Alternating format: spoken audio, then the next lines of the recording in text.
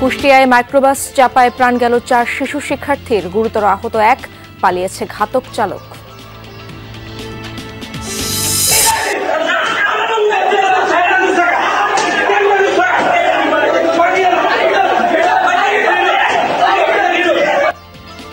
নোয়াখালীতে হাত পা বেঁধে যুবককে পিটিয়ে হত্যা, অস্ত্রসহ আটকের পর গণপিটুনি দেয় জনতা, বেশ কয়েকটি মামলার আসামি নিহত শহীদ। উজানের ঢলে আরো বেড়েছে তিস্তার পানি, প্লাবিত নতুন নতুন এলাকা, বাড়ছে পানিবন্দী মানুষের দুর্ভোগ। আকাশ থেকে লেফটিন যখন সব পানি দুটাই আছে না, যে উদ্ধার করবো সেটা আমরা পাচ্ছি না।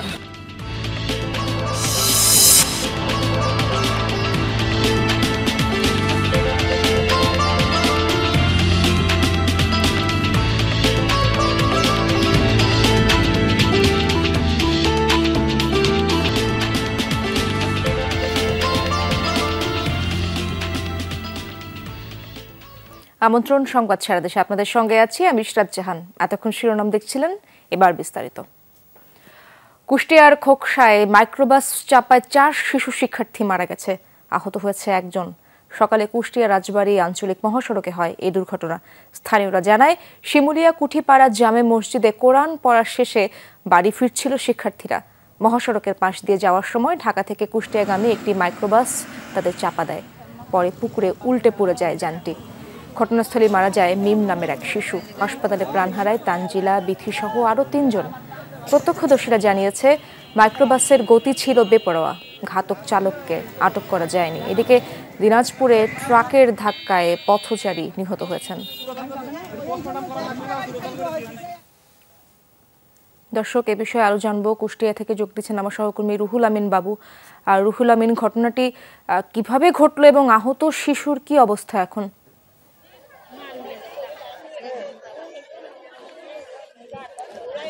ইশরাত, আসলে ঘটনাটি যেভাবে ঘটেছে, ঢাকা অভিমুখ থেকে কুষ্টিয়ার দিকে আসছিল একটি মাইক্রোবাস, দ্রুতগামীর মাইক্রোবাস, যেটি আমরা কিছুক্ষণ আগেও দেখিয়েছি। আসলে সেই মাইক্রোবাসটি এই 5 শিক্ষার্থী মসজিদ থেকে পড়েই তারা রাস্তার পাশ দিয়ে বাড়ির দিকে ফিরছিল। ঠিক পেছন দিক থেকে মাইক্রোবাসটি এসে দ্রুত গতিতে ধাক্কা দিয়ে সেই 5 শিশু সেখানে গুরুতর আহত, এবং 2 জন কিন্তু স্পটেই তারা মারা যান, এবং আরও 2 জনকে হাসপাতালে নেওয়ার পথে মারা যান, এবং আরও একজন শিক্ষার্থী শিশু তিনি খুব গুরুতর অবস্থায়, তাকে ঢাকা নেওয়া হয়েছে। এবং এখন আমি রয়েছি এই যে 4 জনের বাড়ি এখানে রয়েছে, যে 4 জন শিশু মারা গেছে সেই 4 জনের বাড়ি কিন্তু আমার এদিকে ঠিক 2 জনের বাড়ি, এবং এই টুকের মধ্যে, মানে এই পাড়াটার মধ্যেই কিন্তু এই 4 জন পাশাপাশি, এবং একই ব্যক্তির 2টি মেয়ে শিশু রয়েছে। যে কারণে আসলে এলাকা এবং এই শিক্ষার্থীরা যেসব স্কুলে পড়তো সেসব সহপাঠীরাও তারাও এসেছে আসলে, এবং পুরো এলাকা এখন একেবারে থমথমে অবস্থা। আসলে এখানে কোনো কিছু বোঝ দেওয়ার মতো কিন্তু কোনো অবস্থা নেই, কারো মুখে কোনো ভাষা নেই, সবাই কিন্তু একেবারে বাকরুদ্ধ অবস্থায় রয়েছে এই এলাকার মানুষজন। এই ঘটনার পরে আসলে এখন পর্যন্ত মরদেহগুলো তাদের বাড়িতে রয়েছে, এবং যেগুলো হাসপাতালে ছিল সেগুলো হাসপাতাল থেকে নিয়ে আসার প্রক্রিয়া চলছে, এবং নিয়ে আসার পরেই তারা সেগুলো দাফন কার্যক্রম শেষ করবে। এর মাঝে কিন্তু স্থানীয় এলাকাবাসী যারা সড়ক অবরোধ করেছিল সেগুলো এখন ছেড়ে দিয়েছে, কিন্তু এখন এই পরিবারগুলোর আসলে কোনো সান্ত্বনা নেই, তাদের কাছে আর কোনো কিছু বলার মতো কোনো ভাষা নেই। এই অবস্থার মধ্যে দিয়ে যাচ্ছে এই পরিবারগুলোর। ধন্যবাদ আপনাকে। নোয়াখালীতে হাত পা বেঁধে পিটিয়ে মারা হলো 1 যুবককে। এই ঘটনার একটি ভিডিও ভাইরাল হয়েছে। পুলিশ জানিয়েছে, ঘটনাটি সদর উপজেলার পূর্ব চরমটুয়া এলাকার। শনিবার দুপুরে ইসমাইল মুহুরীর বাড়ি থেকে পাইপগান সহ 4 যুবককে আটক করে জনতা। গণপিটুনি দেওয়ার পর সোপর্দ করা হয় যৌথ বাহিনীর কাছে। তাদের মধ্যে গতরাতে চিকিৎসাধীন অবস্থায় মারা যায় শহীদ নামে 1 জন। তার বিরুদ্ধে হত্যা, ডাকাতি, অস্ত্র, নারী নির্যাতন সহ বিভিন্ন অপরাধে 9টি মামলা রয়েছে। আটককৃতদের বিরুদ্ধে মামলা হয়েছে, পাশাপাশি হত্যার ঘটনায় মামলার প্রস্তুতিও চলছে।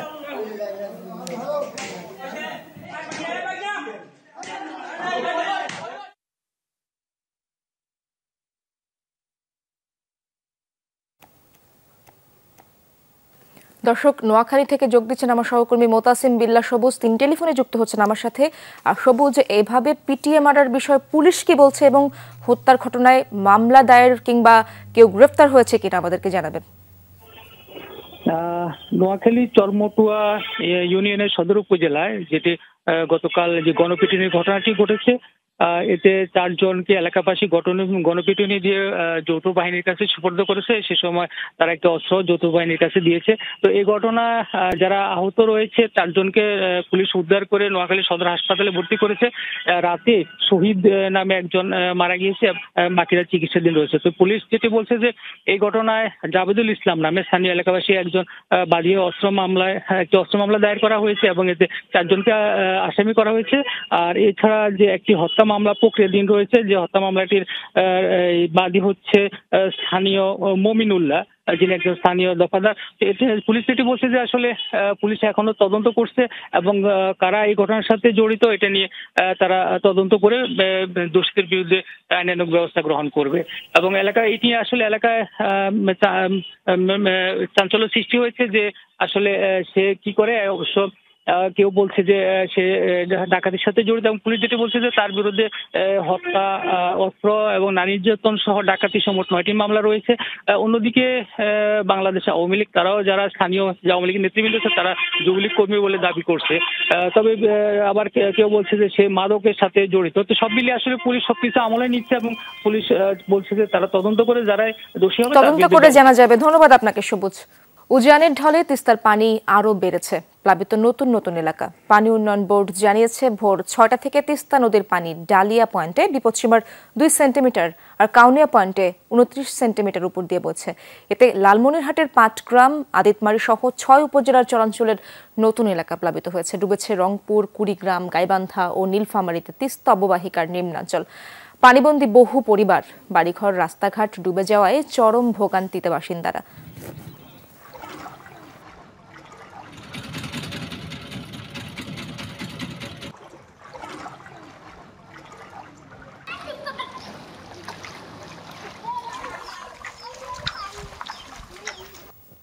পাঁচটা কাছে নিয়ে অনেক সমস্যায় আছি, চলতে পারি না।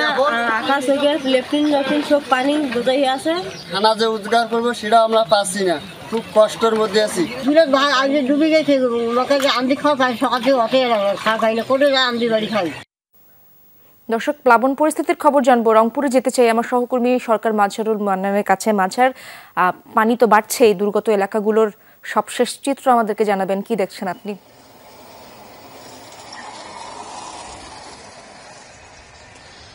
ইসরাত, পানি এই মুহূর্তে যে তিস্তার যে রংপুরের কাউনিয়া যে সেতু পয়েন্ট আছে সে সেতু পয়েন্টে 31 সেন্টিমিটার উপর দিয়ে প্রবাহিত হচ্ছে, যেটি জানিয়েছে পানি উন্নয়ন বোর্ড। এবং এরই সাথে যেটি শুরু হয়েছে যে রংপুরের যে অংশটি আছে তিস্তার, গঙ্গাচড়া, কাউনিয়া এবং পীরগাছার যে 12টি ইউনিয়ন আছে, এই 12টি ইউনিয়নের যে নিম্নাঞ্চল এবং চরাঞ্চলগুলো আছে সেই চরাঞ্চলগুলোতে কিন্তু পানি উঠে গেছে এবং অবর্ণনীয় কষ্টের মুখে পড়েছেন। একই সাথে আমরা টেপা মধুপুর এলাকা যেটি আছে, সেই টেপা মধুর এলাকার শাহিনের বাজার নামে যে জায়গাটি আছে সেই জায়গাটিতে সড়ক ভেঙে গেছে এবং সেখানে একটি বাজার আছে, বাজারও ভেঙে যাওয়ার পথে, যেটি জানিয়েছেন স্থানীয়রা। সব মিলিয়ে ভাঙন এবং পানিবন্দী অবস্থা, এই দুটো জিনিস নিয়ে তারা খুবই বিপাকে আছেন। এবং স্থানীয় প্রশাসনের সাথে কথা বলবার চেষ্টা করেছি আমরা, তারা যেটি বলেছেন যে কিছু কিছু জায়গায় তারা তালিকাভুক্ত করছেন এবং খাবার দেওয়ার চেষ্টা করছেন, বিশেষ করে শুকনা খাবার এবং চাল। তবে এখন অবধি কোনো জায়গায় সেটি পৌঁছেনি বলে আমরা জানতে পেরেছি। ইসরাত, মাঝার, ধন্যবাদ আপনাকে। সুনামগঞ্জে আলাদা স্থানে বজ্রপাতে 4 জন নিহত হয়েছেন। স্থানীয়রা জানায় ভোররাত থেকে বজ্রপাতের সাথে শুরু হয় বৃষ্টি। দোয়ারা বাজারের দেখার হাওরে মাছের চাই তুলতে যান জালালউদ্দিন ও জসিমউদ্দিন। বজ্রপাতে ঘটনাস্থলে মৃত্যু হয় তাদের। স্বজনরা গিয়ে মরদেহ উদ্ধার করে। অন্যদিকে জামালগঞ্জের নয়া হাওরে মাছ ধরছিলেন শরীফ মিয়া নামে এক জেলে, তিনিও বজ্রপাতে মারা যান। এছাড়া ছাতক উপজেলায় বজ্রপাতে প্রাণ গেছে সুন্দর আলী নামে একজনের।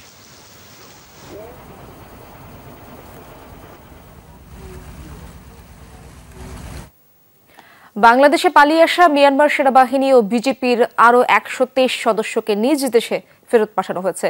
সকাল 11:30টার দিকে কক্সবাজার শহরের নুনিয়াছটার বিআইডব্লিউটিএ জেটি ঘাটে সব প্রক্রিয়া শেষে ফেরত পাঠানো হয় তাদের।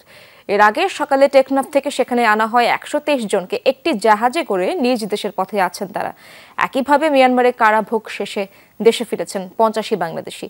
তাদের বরণ করতে জেটি ঘাটে ভিড় জমান স্বজনরা। তাদের মধ্যে কয়েকজন সাগরে মাছ ধরার সময় ঝড়ের কবলে মিয়ানমারের জলসীমায় ঢুকে আটক হন। বাকিরা বিভিন্ন সময় অনুপ্রবেশের অভিযোগে গ্রেপ্তার হয়ে কারাগারে ছিলেন।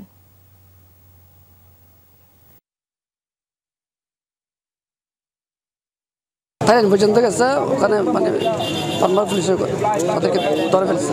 জানার পরে 8-10 দিন পরে কথা হই মা বাবারে নেওয়া হয় যাইবার সম্মানে তার গিয়ারে 2 মাস পরে শুনলাম যে মিয়ানমার আটক হই।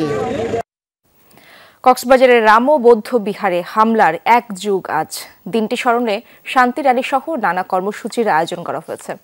রামো কেন্দ্রীয় বৌদ্ধ পরিষদের উদ্যোগে দুপুরে বিশ্ব শান্তি কামনায় সংঘদান অনুষ্ঠিত হবে। এছাড়া বিকেলে কেন্দ্রীয় সীমা বিহার থেকে শান্তি র্যালির আয়োজন করেছে বৌদ্ধ সুরক্ষা পরিষদ। 2012 সালের 29 সেপ্টেম্বর ফেসবুকে একটি গুজবকে কেন্দ্র করে রামোর 12টি বৌদ্ধ বিহার এবং বৌদ্ধ পল্লীর 26টি ঘরে অগ্নিসংযোগ হামলা চালানো হয়।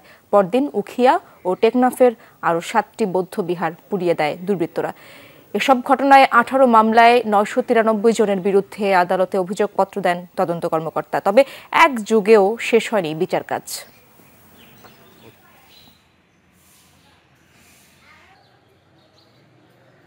অনেক মামলায় সাক্ষীর পর্যায়ে আছে, আবার কিছু কিছু মামলায় সাক্ষী এসেছে কিন্তু পরবর্তী এখনো নিষ্পত্তির ধাপে আছে এরকম বিষয়। আর কিছু কিছু মামলায় পুনরায় তদন্ত দেওয়া হয়েছে, এগুলো তদন্তকারী কর্মকর্তার কাছে কিছু মামলা এখনো তদন্তাধীন রয়েছে। ঘনিয়ে আসছে শারদীয় দুর্গাপূজার সময়। 2 অক্টোবর মহালয়ার মধ্যে দিয়ে শুরু আনুষ্ঠানিকতা। প্রতিমা তৈরিতে শেষ সময়ের ব্যস্ততা, তাই সাভারে রং তুলির আঁচড়ে সাজিয়ে তুলছেন প্রতিমা। প্রশাসনের পক্ষ থেকেও নেওয়া হয়েছে বাড়তি নিরাপত্তা।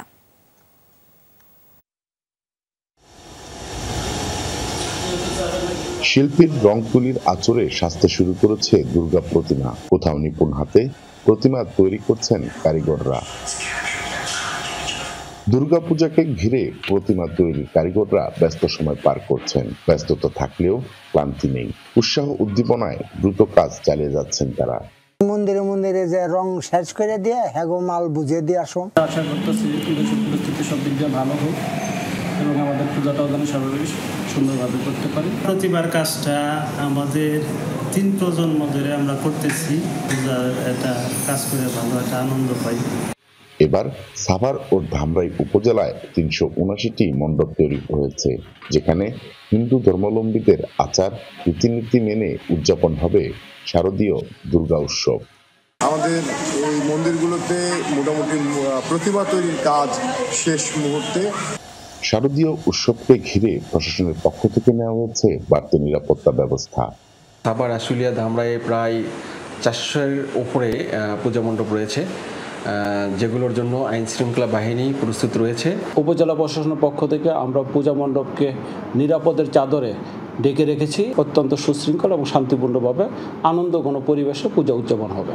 এবার দেবী দুর্গা আগমন হবে দোলায় চড়ে, আর গজে করে ফিরবেন মত্ত থেকে কৈলাসে।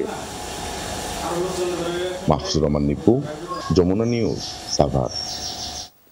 দর্শক, এই ছিল সংবাদ সারা দেশের এখনকার আয়োজনে। এতক্ষণ সাথে থাকার জন্য ধন্যবাদ সবাইকে।